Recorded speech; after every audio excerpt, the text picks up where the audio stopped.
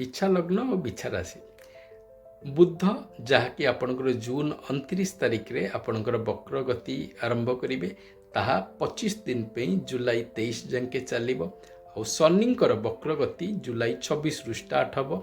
December 10 जाके से बोली मुझे गोटे सेपरेट वीडियो ऑलरेडी ता आगुरी देकी रखी आपड़ ताहा देखिपारे यही पीरियडटी ऑफ जुलाई आपण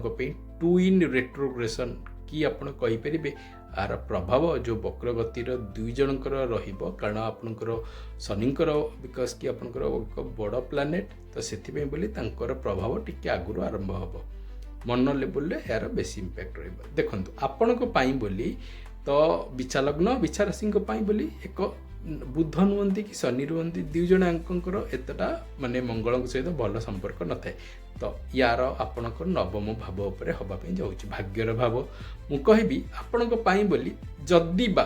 जेतिक मु या पूर्व जेतिक आपणकर जो 7टी लग्न और राशि मान कही आसी आपण पॉइंट ऑफ व्यू एतटा यार इंपैक्ट रहिबो नाही कारण एटा बिकज आपन भाग्य भाव उपर होवाई जाऊँगी मुझे बोली कहबी कि ये समय रे आपन को टिके मॉडरेट टाइम आपन काटियार अच्छी कारण मुझे जानी भल भाव में जो मैंने बिछा लग्न हुए से कर्म को लेकर बहुत बेसी सीरीयस सब था से केयरलेस बेसी करती ना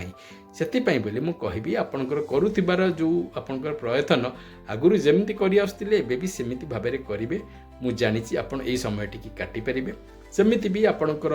माने जो कहते आपणकर बृहस्पतिंकर जो माने एते प्रभाव रहिबो सेथिपाई बोली आपणक समयटी भल रहिबो स्वास्थ्य जेन्युइनली भल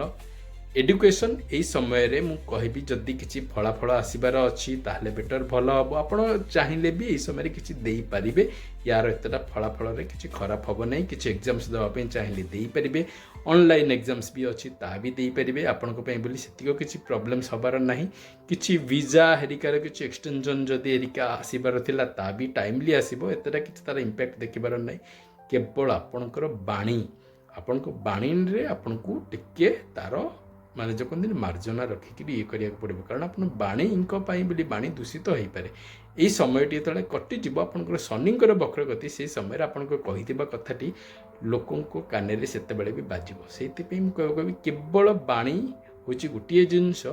जोटा कि आपंकर हायर एडुकेशन भी टिके भाव में पिला माने जदि कि आपंकर स्वयं जदि किसी जाऊँच हायर एडुकेशन बोली ताहले टिके जदि हम ये समय टिके क्रॉस करी आटलिस्ट किसी ना 15 जुलाई जाकि भी क्रॉस कलापर आप ट्रावेल कर भल हो पारे भगवान पाखे विनती आपंकर ये समय शुभमय हो हेल्थ रिलेशनशिप बाकी सब जिनस समय बहुत भल।